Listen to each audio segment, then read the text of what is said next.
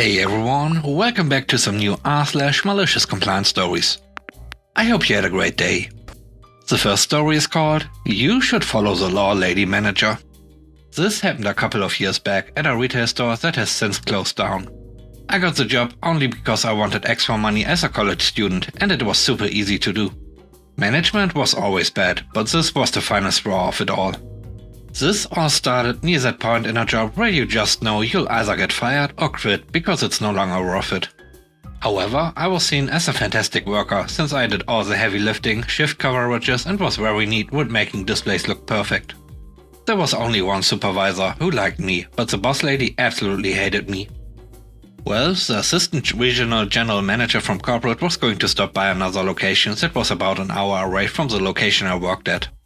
I was asked by the boss lady to go up there and work a day for them to help clean up the store and make it look as good as I did boss lady's store. I agreed, but forgot to ask if she was paying for travel time.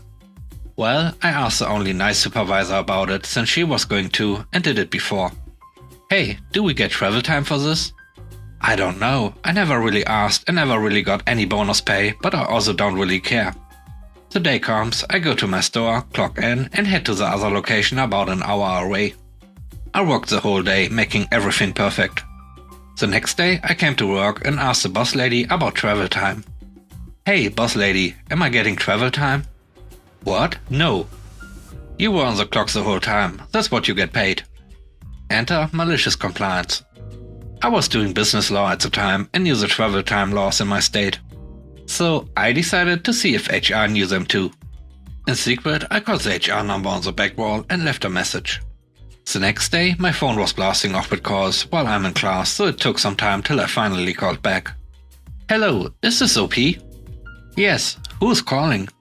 You left a voicemail for the old HR manager. Why? It's the number we have at the back in the store. Why do you ask? Well, I'm the new human resources manager and I've been in this position for the past month. Has your boss lady not posted my new number yet?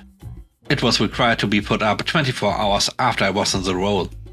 No, the boss lady hasn't done anything back there, also I explained the travel time story, and boss lady isn't offering travel time pay. Do I talk to you about it? Yes, I will look into this, your regional manager might call you later.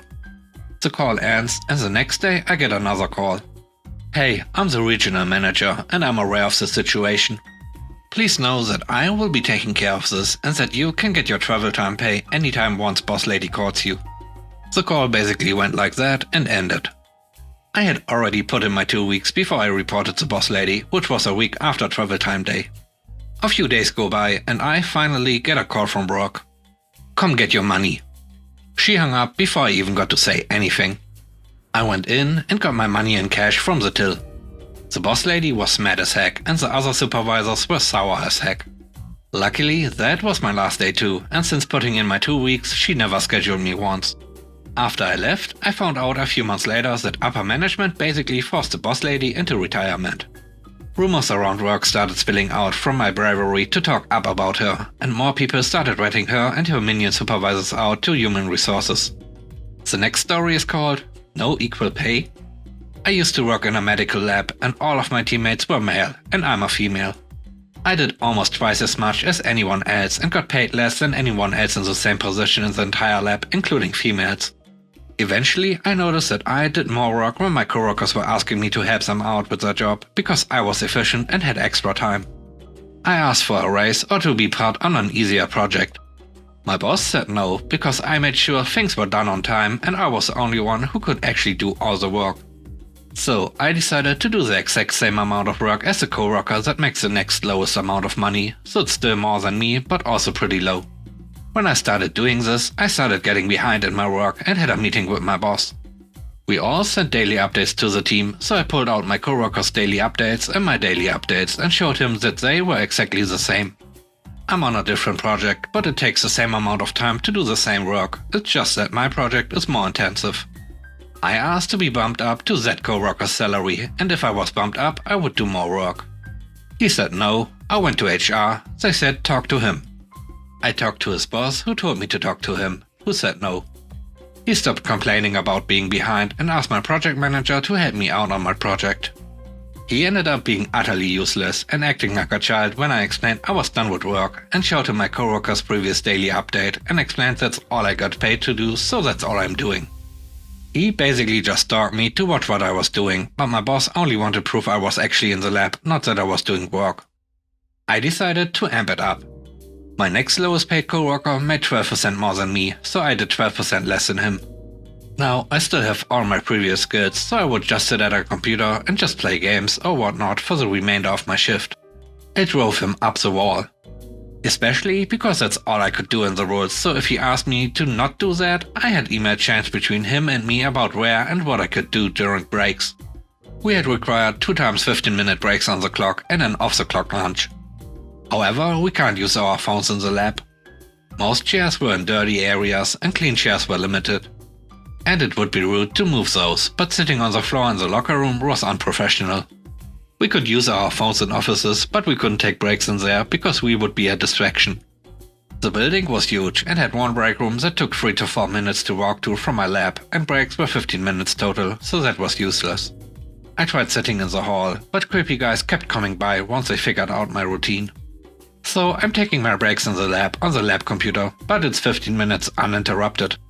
If you get asked a question or interrupted in any way, then you restart your 15 minutes. There was no way I was going to be in the lab and it is quiet and I wouldn't get interrupted, especially if I went down the BuzzFeed quiz black hole. Everyone wanted a go at it as well. So I could take my 15-minute breaks in the lab and get them to last 2 hours within the rules. I was in the lab the whole time. And since my project manager was keeping an eye on me, I could turn around and ask if he needed anything, since he kept passing by, then start my timer back. Anyway, I got away with it long enough to find a new job, especially since I applied to jobs on the clock. I quit and am now making 45% more in salary, and now they are over 1,750 samples behind, which is 2 weeks worth even for me, a month at the current rate. I never got more than 400 samples behind at my laziest, and that almost broke my laziness strike, cause I actually have an alright work ethic. Upper management, meaning 2 or 3 people above his boss, is now getting involved to see why the samples are so far behind, and action is taken to look into what can be done. I am friends with 2 of my old co-workers. One apologized to me and said he thought I was lazy and not doing my work.